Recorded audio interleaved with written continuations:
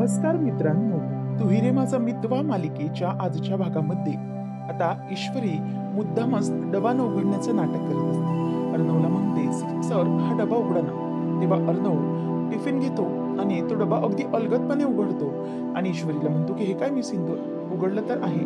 त्यानंतर जेव्हा अर्णव त्या भाजीचा डबा उघडायला जाणार त्याच वेळेला भाजी जराशी खाली सांडते आणि ती सांडल्यानंतर अर्णव म्हणतो की आय एम व्हेरी सॉरी, हे तर सगळं मेसी झाले, 1 मिनिट असं म्हणून आता बाजूला जो तिने स्टिकी नोट लावलेली असते टिफिनला, ती स्टिकी नोट आता अर्णव उचलून पिंक कलरची त्या कागदानेच ती पडलेली भाजी पुसू लागतो टेबलवरची। तेव्हा ईश्वरी म्हणते की सर अहो काय करताय, तो कागद। तेव्हा मग तो म्हणतो की मी सिंदूर ओके, हा तर एक कागदच आहे ना, मग कोण काय प्रॉब्लेम आहे।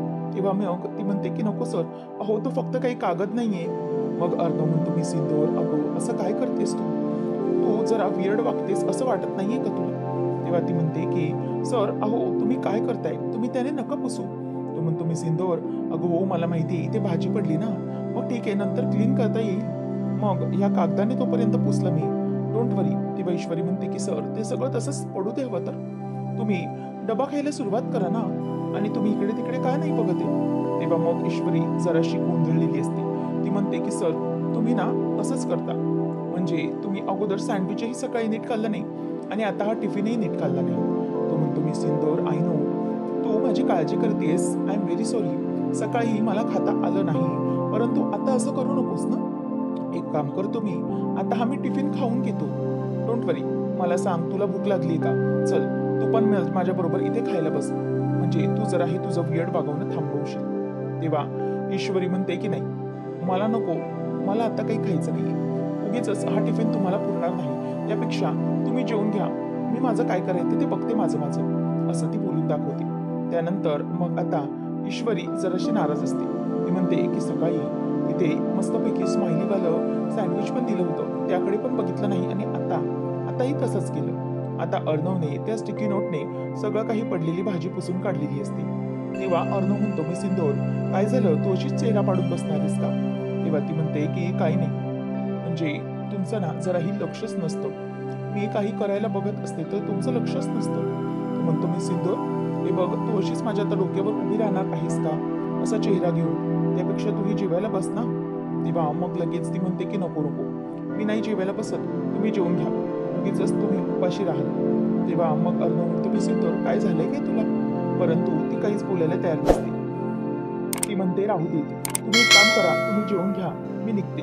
तेव्हा तू म्हणतो मी सिंदूर हे काय इतक्यातच निघतेस तू।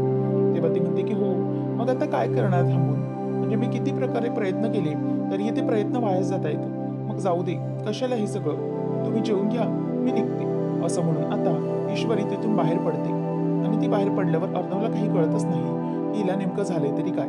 त्यावेळेला ईश्वरी बाहेर येते आणि बडबडत असते की काय ना खरंच काही कळत नाही, सकाळी पण एवढं स्माइलीवालं सँडविच दिलं तिथेही लक्ष नसतं आणि आताही एवढं नोट पाठवली त्या नोटकडेही लक्ष दिलं नाही, खरंच म्हणजे ना मला समजत नाहीये, इतकं स्वतःच्या कामात कोणी कसं बिझी राहू शकतं, इतकं सगळं केलं तरी पण ते वायाच गेलं इशू, आता काय करायचं काय। तेव्हा लावण्याने सगळं ऐकलेलं असतं। लावण्य म्हणते की मी तुला सांगितलं होतं ना, हे सगळं करणं हे तुला टिपिकल बायकोसारखं आहे, आणि झालं का, झालं तुझं त्याच्याशी अगदी टिपिकल बायकोसारखं वागून झालं ऑफिसमध्ये येऊन। तेव्हा मग ती म्हणते की आमचं किती महत्वाचं काम होतं, ते महत्वाचं काम बाजूला सोडून डबा डबा डबा करत बसलीस ना। आमचं विंटर कलेक्शन लॉन्च होणार होतं, त्याची लिस्ट आम्ही डिस्कस करत होतो, परंतु तू मात्र मध्ये येऊन ते मुद्दामच बायकोसारखं हे डबाच खा, हा नाश्ताच खा, हे सगळं करत बसलीस, काय गरज होती हे इथे असं येऊन मिडल क्लास सारखं वागण्यासारखं। तेव्हा ती म्हणते की 1 मिनिट लावण्य मॅडम। तेव्हा ती म्हणते की हे यू, तू 1 मिनिट थांब, त्यामुळे लक्षात ठेव इथून पुढे ना ऑफिसमध्ये यायचं नाही, तुझे जे काही टिपिकल बायकोसारखं वागणं करायची असेल ना बायकोगिरी, ती तिथे घरात करायची, इथे ऑफिसमध्ये नाही, समजलं, इथे ऑफिसमध्ये काम असतात, त्यामुळे पुन्हा इथे येऊन हे सगळं करायचं नाही, असं लावण्य तिला अगदी धमकीच दिल्यासारखं करते आणि निघून जाते। ईश्वरीला मात्र तिची खूप चीड आलेली असते। मामा हा फोनवर काहीतरी बोलत असतो, तेवढ्यातच अंजली येते आणि मग मामाकडे येत असते। त्यावेळेला मामा फोनवर बोलतो की अरे अर्णव, तिला कशाला पाठवायचं इतक्या लवकर, तिला तिथेच ठेवायचं होतंस ना, इथे इतक्या लवकर काय पाठवणार, तुला तसंही माहिती इथे राकेश आहे, आणि मग तू कशाला पाठवलंस? तेवढ्यातच मामाला तो म्हणतो की अरे इतकी वियर्ड वागत होती ना ती, कळलंच नाही मला तिचं काय झालेलं ते.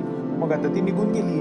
तितक्यातच अंजली समोरून येते आणि ईश्वरी पण आलेलीच असते. तेवढ्यातच मामा म्हणतो की ईश्वरी? तेव्हा ती म्हणते की हो. तेवढ्यात अंजली म्हणते की हे काय ग ईश्वरी, तू इतके लवकर टिफिन देऊन ऑफिसमधून आलीस पण परत? तेव्हा ती म्हणते की हो, ऍक्च्युली त्यांना टिफिन दिला मी आणि त्यांचं भरपूर काम सुरू होतं ना. अर्णव सर कामात खूप बिझी होते म्हणून मला लवकर यावं लागलं, मी निघून आले मग. तेव्हा अंजली म्हणते की ठीक आहे. तेव्हा लगेचच अंजली तिला म्हणते की म्हणजे ईश्वरी, तुमच्यात काही झालंय का किंवा काही बिनसलंय का? तुझा चेहरा असा का पडलाय? खरं तर आम्ही तुला बिलकुलच असं काही विचारणार नाही आहोत की काय झालंय ते तू आम्हाला सांग, परंतु जे काही असेल ना ते तिथल्या तिथे सॉर्ट करायचं असतं ग. ईश्वरी, तुला माहितीये का किती काही झालं तरीही दोघांमधलं वाद हे जास्त काळ राहता कामा नये. त्यामुळे जे काही असेल ना ते लवकरात लवकर सॉर्ट करून घ्यायचं असतं. त्यावेळेला हे सगळं तिथूनच राकेश ऐकत असतो. राकेश म्हणतो अरे वा, माझी इंदुरी जिलेबी परत पण आली. अच्छा, करमत नाही वाटतं माझ्याशिवाय, असं तो मुद्दामच स्वतःला बोलत असतो आणि स्वतःच मन रंगवत असतो. तेव्हा मग अंजली म्हणते की एक काम करायचं, तुला माहितीये जेव्हा अर्णव बिझी असायचा ना किंवा खूप अपसेट असायचा ना, मग मी त्याच्यासाठी त्याची फेवरेट डिश बनवायचे. मग त्याचा मूड असाच चुटकीसरशी चांगला होऊन जायचा. तेव्हा मामा म्हणतो की येस, असंच असतं. माणसाच्या मनातून जाण्याचा, आनंद देण्याचा मार्ग हा पोटातूनच जात असतो कायम. त्यामुळे काहीतरी तसंच करायचं असतं. त्यावेळेला मग मामा म्हणतो की तू टेन्शन घेऊ नकोस. ईश्वरी काही बिनसलं असेल ना, तर आपल्याकडे भरपूर सल्ले आहेत. 101 सल्ले देऊन तू अर्णवचं मन जिंकू शकते, समजलं का? असं आता म्हटल्याबरोबर तिथून राकेश येतो आणि म्हणतो की काय चाललंय? कोणाचं मन जिंकण्याच्या गोष्टी चालल्यात? कोणाला काय सल्ले देत आहेत? तेव्हा अंजली म्हणते की अहो, ईश्वरीला सल्ले देतो आम्ही. म्हणजे चिंटू बरोबर जर वाद झाले असतील तर कसं त्याला मनवायचं, सगळं कसं व्यवस्थित करायचं, याचे सगळे सल्ले. तेव्हा मग तो म्हणतो की अच्छा, असं असेल तर ईश्वरीजी, मी पण तुम्हाला काही सल्ले देऊ शकतो बरं का.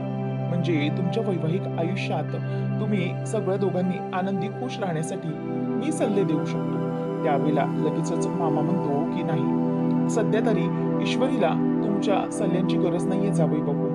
म्हणजे तिला तसे आम्ही सल्ले दिलेत, अंजलीने पण दिलेत. आणि कसं आहे ना की तुम्हाला सल्ले का नको म्हणालो मी, कारण तुम्ही जर सल्ले द्यायला गेलात ना तर तुम्ही पेशाने आहात वकील, तर तुम्ही त्याचे पैसेही चार्ज कराल की नाही तिच्याकडून. म्हणूनच म्हटलं की तुम्ही राहू दे, नका देऊ सल्ले. तेव्हा मुद्दामच तो मस्करी करून त्याला गप्प करायला बघत असतो. त्यावेळेला आता मामा म्हणतो की ईश्वरी, मला माहितीये तू आताच आली आहेस, परंतु मला तुझ्या हातचा अगदी गरमागरम कडक असा चहा हवा आहे. तेव्हा मग तो म्हणतो की सॉरी तू दमलीस, परंतु मला तुझ्याच हातचा हवा आहे चहा. तेव्हा ईश्वरी म्हणते की ठीक आहे, चालेल, हरकत नाही. मग मामा मुद्दाम मस्तीला दुसरीकडे कामाकडे वळवण्यासाठी हे सगळं करत असतो. त्याच वेळेला आता अंजलीला राकेश विचारतो की काय ग, म्हणजे ईश्वरीचं आणि त्याचं काही झालंय का? असं असेल तर मी सल्ले देऊ शकतो म्हणत होतो ना तिला मी. तेव्हा लगेचच मामा म्हणतो की जावई बापू, मी तुम्हाला सांगितलं ना, उगीचच तुम्ही तुमच्या वकिली पेशेसारखे पैसे मागत बसाल. त्यापेक्षा राहू दे तुमचा सल्ला, नेक्स्ट टाइम. असं तो आता बोलत असतो आणि ईश्वरीला म्हणतो की ईश्वरी, अगं चहा देतेस ना? तेव्हा मग ईश्वरी किचनमध्ये निघून जाते. खरं तर जेवढ्यात जेवढं राकेश ईश्वरीला दूर ठेवता येईल तेवढं मामा ठेवण्याचा प्रयत्न करत असतो. नंतर मग आता हे सगळं होत असताना अंजली म्हणत असते की चला आता आपण आपल्या कामाला लागूया, त्यांचं सगळं व्यवस्थित होईलच. तितक्यात आता अंजली ही आपल्या कामाला बाजूला निघून जाते, म्हणजेच ती ईश्वरी जवळ जाते आणि मामा आणि राकेश एकमेकांना अगदी खुणावत असतात, कारण मामाने यावेळेला परफेक्ट बाजी मारलेली असते. त्याने ईश्वरी आणि राकेशला अगदी दूर दूर ठेवण्याचंच काम केलेलं असतं. तर इथे अर्णव हा त्याचं काम आवरून मोबाईल घेऊन निघत असतो. मोबाईलवर बघत असता असता समोरून लावण्य आहे. त्याने म्हणते की व्हॉट यार, तू आता कुठे निघालायस? तेव्हा तो म्हणतो की मी निघतोय वेअरहाऊसला, अर्जंटली जावं लागते. तेव्हा ती म्हणते की यार, डू यू नो, आपल्याला जी आपली विंटर कनेक्शनची लिस्ट आहे ती लॉन्च होते, ती सगळी काही आपल्याला व्हेरीफाय करायची आहे. शिवाय बरीच कामं बाकी आहेत ना आपली स्टॉकची वगैरे. तेव्हा तो म्हणतो की लावण्य, जी काही माझी कामं होती ती मी अगदी व्यवस्थित सेटल केलीत. तू जा, बघ जा एकदा. आणि सगळे मी नंबर्स पण नोट डाऊन करून ठेवलेत. त्यामुळे आता प्रॉब्लेम नाहीये. सगळं काही होईल व्यवस्थित. तू बघ, आता मला जरा जाणंही गरजेचंच आहे. आय एम लिव्हिंग नाव, असं तो तिला बोलून दाखवतो. त्यावेळेला जिथे तो जेवायला बसलेला तिथे त्याची नजर पडते आणि समोर बघितल्यावरती तो पिंक कलरचा कागद असतो तिथे त्याची नजर जाते आणि ईश्वरीने सर सर अहो थांबा, त्या कागदाने काही पुसू नका, तो महत्वाचा कागद आहे असं ईश्वरीने त्याला बोलून थांबवलेलं असतं. आता ते सगळं त्याला आठवतं आणि तो कागद बघायला जातो आणि म्हणतो की मिस इंदोर या कागदाकडे बघूनच काहीतरी हायपर झालेली, म्हणूनच तो तो कागद घेतो आणि खरं तर त्याला भाजी लागलेली असते, परंतु तो कागद उघडतो आणि त्यावर कागदावरती थँक्यू सर असं लिहिलेलं असतं. आता तो ते बघून त्याला धक्काच बसतो. त्यानंतर मग आता अर्णव हा त्याचं काम करत असताना त्याला आठवतं की बरोबर याच्यावर ईश्वरीने सांगितलेलं की सर तुम्ही हा टिफिन उघडून द्या. मुद्दामच तिने त्याला तो टिफिन उघडायला दिलेला असतो आणि त्याचमुळे सगळी गडबड होऊन बसलेली असते. आता ईश्वरीला काहीच कळत नसतं की नेमकं हे सगळं काय झालं आणि ईश्वरी पण खूप गोंधळून चिडून त्याच्याशी बोलत असते. अर्णवच्या आता लक्षात येतं की बरोबर मिस इंदोर जे काही वागत होती आणि त्यामागे काहीतरी रिझन होतं. ईश्वरी त्याला ते सँडविच पण देण्याचा प्रयत्न करत होती, तरीही त्याने खाल्लं नाही आणि ज्या प्रकारे त्यांचे वाद झाले होते त्यामुळे ईश्वरी ही त्याला थँक्यू बोलण्याचा प्रयत्न करत असेल. आता त्या सगळ्या ज्या काही गोष्टी असतात ते त्याला आठवत असतात, त्यामुळे आता त्याची चिडचिड होत असतानाही ईश्वरी त्याच्या मागे मागे करून त्याला थँक्यू बोलण्याचा प्रयत्न करत होती. हे सगळे आता अर्णवला आठवायला लागतं. त्याच वेळेला अर्णव हा तिथूनच उभा राहून सॉरी असं बोलत असतो. तेव्हा मग लावण्य म्हणते की व्हॉट सॉरी यार, नो नीड टू सॉरी, फक्त मी काम आहे म्हणून बोलत होते. तेव्हा अर्णव तिला म्हणतो की नाही लावण्या, मी तुला सॉरी नाही म्हणालोय, मी मिस इंदोरला सॉरी म्हणालोय. आता लावण्याला कळतच नाही याचं नेमकं काय सुरू आहे.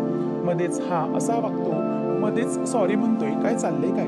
तेव्हा आता तो गपचूप असतो आणि त्याच्या लक्षात येतं की ईश्वरी खरं तर हे सगळं माझ्यासाठी करत होती, परंतु मी काय करत होतो. आता तो तिथून गपचूप निघून जातो. लावण्य पण तिथेच असते. त्यानंतर आता लावण्य विचारच करत राहते की ही मिडल क्लास ईश्वरी हिने काय जादू केली काय माहिती यारवर. नंतर आता ईश्वरी ही बाहेर नुसत्या फेऱ्या मारत असते आणि तेवढ्यातच एक मुलगा येतो. तो म्हणतो की ईश्वरी मॅडम, ती म्हणते की हो मीच आहे. मग तो तिला तो गुच्छ देतो आणि मग ती म्हणते की थँक्यू प्रिया. तो निघून जातो आणि मामा बाहेरून बघत असतो की ईश्वरीचं नेमकं काय चाललंय, ईश्वरी ही बाहेर अशी का उभी आहे. त्यावेळेला ईश्वरी खूप खुश होते आणि म्हणते की फायनली अर्णव सरांना मला जे काही सरप्राईज द्यायचंय ते मला अगदी आनंदाने देता येईल. आणि ती आनंदाने अगदी त्या फुलांकडे बघत असते आणि म्हणते की ही फुलं पाहिल्यानंतर अर्णव सरांचा मूड एकदम बढिया होऊन जाईल. आता ईश्वरी आपल्या हातातून एक साईडने खांद्याला म्हणजेच कमरेला लावूनच गपचूप ती फुलं घेऊन चाललेली असते आणि खरं तर तिच्या हातात काही पिशवी पण असते. मामा आता विचार करतो की ईश्वरी फुलं घेऊन चाललीये.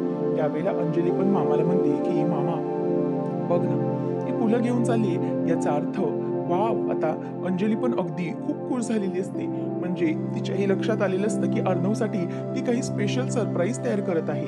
तेव्हा मामा म्हणतो की अंजली तुला वाटतंय का, तुला जे समजतंय तेच मलाही समजतंय, म्हणजे आज नक्कीच काहीतरी स्पेशल असणार आहे असं म्हणून आता दोघ जणी अगदी हसत असतात. तर तेवढ्यातच राकेश तिथून बघतो. अंजली म्हणते की आता फायनली यांची गाडी रुळावर आली म्हणायचं. यांचं लग्न मामा ज्या परिस्थितीत झालंय तेव्हा खूप टेन्शन होतं दोघांमध्ये, परंतु आता मात्र यांची गाडी रुळावर यायला लागली बरं का. मला तर इतका आनंद होतोय म्हणून सांगू असं मामाला ती बोलत असते. तेव्हा राकेश तिथून बघतो आणि म्हणतो की आनंद, मला तर ना अजिबातच आनंद झालेला नाहीये, मला इतका राग आलाय म्हणून सांगू ना, खरंच खूप चिडचिड होतीये माझी असं म्हणून आता मामाकडे आणि अंजलीकडे बघून तो खूप चिडत असतो. राकेश मनातच म्हणतो की नाही, काही झालं तरीही यांचा हा जो काही प्रोग्राम आहे ना, हा प्रोग्राम मला अजिबात होऊ द्यायचा नाही.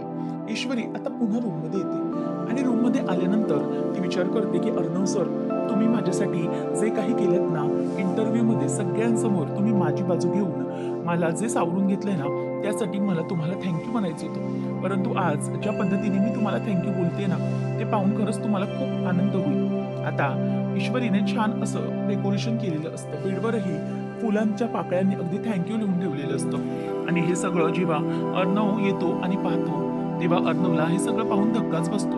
तो ते बघतच बसतो आणि म्हणतो की हे काय, मिस इंदोरने हे सगळं काय करून ठेवले. मिस इंदोरने मला थँक्यू बोलण्यासाठी पुन्हा एकदा हे सगळं छान करून ठेवले असं तो बघत राहतो आणि त्याला आनंद होतो. खरं तर thank you very much miss Indore. तेवढ्यातच ईश्वरी समोर येते आणि अर्णवच्या समोर तो ती तो पुष्पगुच्छ धरते आणि तो धरल्यानंतर ईश्वरीला अगदी धक्काच बसतो, कारण की अर्णव हा जोरजोरात तिथे शिंकायला लागतो आणि ईश्वरी म्हणते की अर्णव सर. तेव्हा अर्णव म्हणतो मी सिंदूर प्लीज. तेव्हा मग अर्णव म्हणत असतो की मी सिंदूर काय करतेस हे तू. आता तो जोर जोरात शिंका मारत असतो, त्याला काही बोलताही येत नसतं. ईश्वरी म्हणते की अर्णव सर काय होतंय. तेव्हा तो म्हणायला लागतो की ॲलर्जी. अगं मला ॲलर्जी परत शिंकतो. तेव्हा मग ईश्वरी पुलांकडे बघते आणि म्हणते की बारा खेडेर काय झालं माझ्याकडून हे. म्हणजे अर्णव सरांना या फुलांची एनर्जी. तेव्हा ती म्हणते की तो म्हणतो की हो मी सिंदूर बाजूला कर. तिला काही कळतच नसतं. तो म्हणतो की मी सिंदूर अगं हे काय करतेस काय तू. अगदी तिने तरीही मूर्ख मुलीसारखी त्याच्या नाकासमोरच ती फुलं धरून ठेवलेली असतात. त्यामुळे आता त्याला पुन्हा पुन्हा शिंका येत असतात. तो म्हणतो की माझ बाजूला बाजूला. आता तू फुलं तो हाताने बाजूला करतो आणि तो म्हणतो की तुला कळतंय का अगं तू काय केलंस ते. ईश्वरी म्हणते की सर मला खरंच माहित नव्हतं. एरवी तर तुम्ही दुनियाभरची माझ्यासमोर बडबड बडबड बडबड करत असता, परंतु आता तुम्हाला कधी एका शब्दाने मला सांगता आलं नाही का की तुम्हाला या फुलांची ॲलर्जी वगैरे. तेव्हा मग तो म्हणतो की मी सिंदूर अगं तू पण कशी अशी एरवी पण बडबड बडबड करत असते, नुसती भांडत असते, परंतु तुला या गोष्टी कशा माहीत नाहीयेत. आता दोघं एकमेकांना अगदी आरोप लावत असतात. ईश्वरी म्हणते की अर्णव सर पण तुम्ही मला जरा तरी सांगायचं, मला काहीच माहीत नव्हतं. मी फक्त थँक्यू बोलण्यासाठी तुमच्यासाठी फुलं आणली होती, पण हे सगळं मला काहीच माहीत नव्हतं. आता अर्णव हा ईश्वरीवरती अगदी बडबड बडबड अगदी फायरिंगच करत असतो, परंतु ईश्वरीला कळत नसतं की अर्णवच्या आवाजाचं झालं तरी काय. आता त्याचा आवाज बंद झालेला असतो. तो तिला तिच्याशी बोलत असतो, तिला खूप ओरडत असतो, परंतु तरीही आवाज काही येत नसतो. तेव्हा मग आता ईश्वरी म्हणते की अर्णव सर अहो काय झालंय. तेव्हा मग तो म्हणतो मिस इंदोर. तेव्हा ती म्हणते की सर अहो तुमचा आवाजच येत नाहीये, काय करणार. मी तुम्हाला पाणी देऊ का. तेव्हा तो हो हो असं फक्त डोक्याने खुणावतो. नंतर ईश्वरी त्याला पाणी आणून देते आणि पाणी प्यायल्यानंतर तो पुन्हा बडबडायला सुरुवात करतो, परंतु त्याची बडबड अशी सुरू असते की त्याचा आवाजच काही येत नसतो. तो पुन्हा शिंकतो. म्हणते मिसेस सर हे काय होऊन बसलं. मी काय करायचं होतं आणि काय होऊन बसलं खरंच मला माहित नसतं. अर्णव तर अगदी शिंकून शिंकून बेजार झालेला असतो आणि त्याला खूप वैताग आलेला असतो. तेव्हा ईश्वरी त्याच्याकडे बघत असते आणि म्हणते की अर्णव सर हे घ्या, तुम्ही पुन्हा एकदा थोडं पाणी पिया म्हणजे तुम्हाला बरं वाटेल. तेव्हा मग ईश्वरी म्हणते की सर तुम्ही जरा आता थांबा, तुम्ही काही बोलू नका, जरा गप्प बसा. असं म्हणून ती त्याला आता शांत बसायला सांगत असते. आणि मग त्याच वेळेला तुम्ही हे जर सगळं केलं नसतं ना, सकाळी जर तुम्ही ब्रेकफास्ट करताना लक्ष दिलं असतं आणि मी तुम्हाला टिफिन आणून दिला तेव्हा लक्ष दिलं असतं, तर ही वेळ आली नसती ना. तेव्हा आता पुन्हा पुन्हा कामाकडेच लक्ष द्यायचं आणि मी जे काही करते त्याच्याकडे लक्षच नाही द्यायचं. त्यामुळे हे सगळं झालं असणार. मी सांगते ना तुम्हाला. तेव्हा मग आता अर्णव म्हणायला लागतो की miss Indore you are impossible. आणि तो बोलत असताना त्याचे अजिबातच आवाज येत नसतात. आता तो बडबड बडबड करतोय, परंतु त्याचे आवाज अगदी पूर्णपणे बंदच झालेले असतो. तेव्हा ईश्वरी त्याच्याकडे बघते आणि म्हणते की सर. तेव्हा तो तिच्याकडे म्हणजे तिला पुन्हा विचारत असतो की काय काय झालंय काय, माझ्याकडे असे का बघतेस.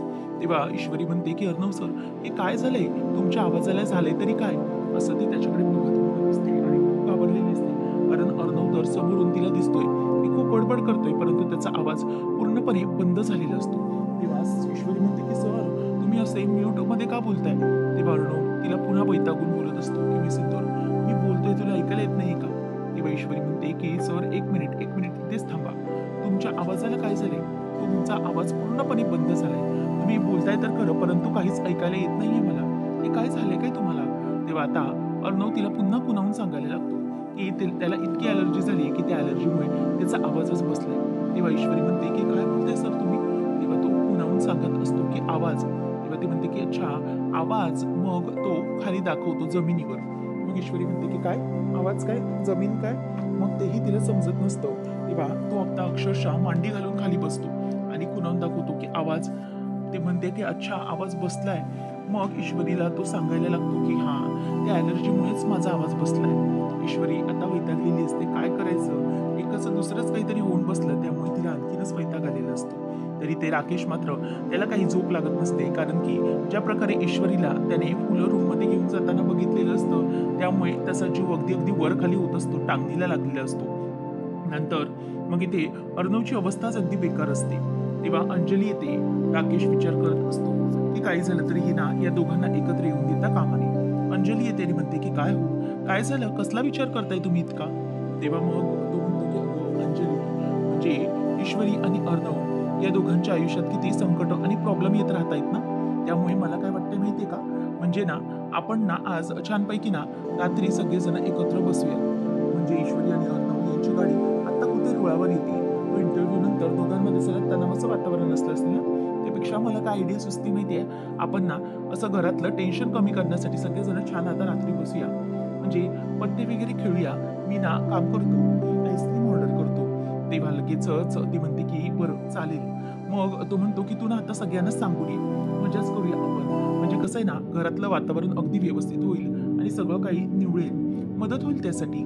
तेव्हा मग ती म्हणते की हो चालेल. मग लगेचच तो म्हणतो की हो, मग तू ईश्वरी आणि अर्णवला पण सांग. त्यावेळेला ती म्हणते की ईश्वरी आणि अर्णव नको.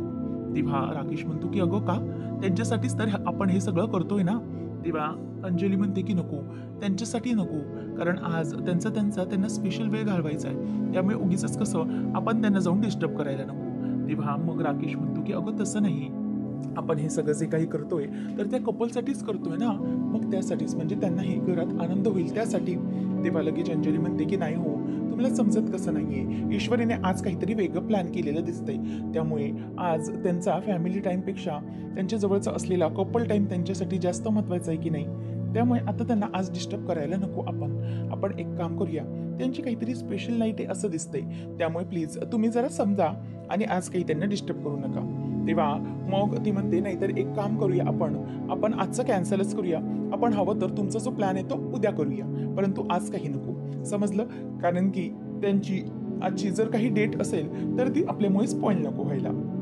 असं म्हणून ती तिथून जात असते. तेव्हा राकेश मनातच विचार करतो की ही माझी बायको कधी तर ना हिला असं हिचं कानफाडच फोडावंसं वाटतं. इतकी बडबड करत असते, परंतु मी जे काही करायचंय ते करत नाहीये. जाऊ दे. बाकी तू ऐकत नसशील तर माझ्याकडे 100 उपाय दोघांना वेगळे ठेवण्याची. तर पुढच्या भागामध्ये आपण पाहणार आहोत. राकेश लावण्याला कॉल करतो आणि तिला सांगतो की लावण्या, तुला अलर्ट राहायचं आहे. तुझ्या प्लॅनवर पाणी फिरणार आहे असं दिसते. कारण की ईश्वरी आज त्या अर्णवला स्वतःचं करून घेण्याला बघत आहे. म्हणजे स्वतः ती हे सगळं म्हणजे करतेय आणि त्यांची आज स्पेशल नाईट आहे असं दिसतंय. त्यामुळे जर अर्णवला वाचवायचं असेल तिच्या तावडीतून तर तुला आज इथे यावंच लागेल आणि इथे येऊन तुला हे सगळं बघावंच लागेल. त्याच वेळेला आता हे सगळं होत असताना राकेश हा तिला बोलून दाखवत असतो की हे बघ, तुला आज जर तू आली नाहीस तर तुझ्या हातातून अर्णव हा कायमचा निघून जाईल. त्यामुळे तुला लवकरात लवकर इथे यावं लागेल आणि तुला जर अर्णवला तिच्या तावडीतून वाचवायचं असेल तर तू इथे लवकर ये. असं आता राकेश हा तिला बोलून दाखवतो. त्याचमुळे तिला टेन्शन आलेलं असतं की जर तो तिच्या तावडीत कायमचा गेला तर. त्यामुळे इथे अर्णव हा बसलेला असतो गपचूप, त्याचा आवाजही बंद असतो. ईश्वरी ही त्याला म्हणते की अर्णव सर, तुम्हाला काय होतंय? तुम्हाला शिंक वगैरे येत नाही आता? तुम्हाला ताप आलाय का? तेव्हा तो ईश्वरीचा हात अगदी रागाने बाजूला करतो आणि मग स्वतःच्या अंगालाच हात लावून चेक करून म्हणतो की नाही, मला ताप वगैरे काहीही आलेलं नाही. ईश्वरी म्हणते की सर, तुम्ही कुठे थर्मामीटर वगैरे ठेवलंय का? तेव्हा आता अर्णव हा चिडतो आणि ईश्वरीच्या अंगावर ती थँक्यू लिहिलेली जी फुलं असतात ती फुलं तिच्या अंगावर उधळून टाकतो आणि म्हणतो की गप्प बस, तसं मला काही झालेलं नाहीये, मला ताप वगैरे काही आलेला नाहीये. तेव्हा ईश्वरी आता त्याच्याकडे बघतच बसते. अर्णव आणि ईश्वरी यांनी सरप्राईजच्या नादात अगदी एकमेकांबरोबर वेगळाच टाइम स्पेंड केलेला असतो. ईश्वरीला आणि अर्णवला आता खूप वैताग आलेला असतो. ईश्वरी करायला एक जाते आणि तिच्या पदरात दुसरंच काहीतरी पडतं. अर्णव आता ईश्वरीला म्हणतो की तू जर आता तुझं तोंड बंद ठेव, गप्प बस, असं तो तिला तिथून खुणावतो आणि ईश्वरी आता गप्प बसते. ती म्हणते की हे गणू पप्पा, हे काय होऊन बसलं? आणि ती पण वैतागलेली असते. तेव्हा नेमके आता लावण्य आलेली असते. राकेश म्हणतो की लावण्या, अगं आलीस तू, बरं झालं वेळेवर आलीस, जा, एक महत्वाचं काम आहे, जा लवकर. तेव्हा लावण्या आता अर्णव आणि ईश्वरीच्या रूमकडे जायला निघते. आता नेमका लावण्याचा कसा पचका होणार पाहणं रंजक ठरेल. अशाच अपडेटसाठी चॅनलला सबस्क्राईब करा. धन्यवाद.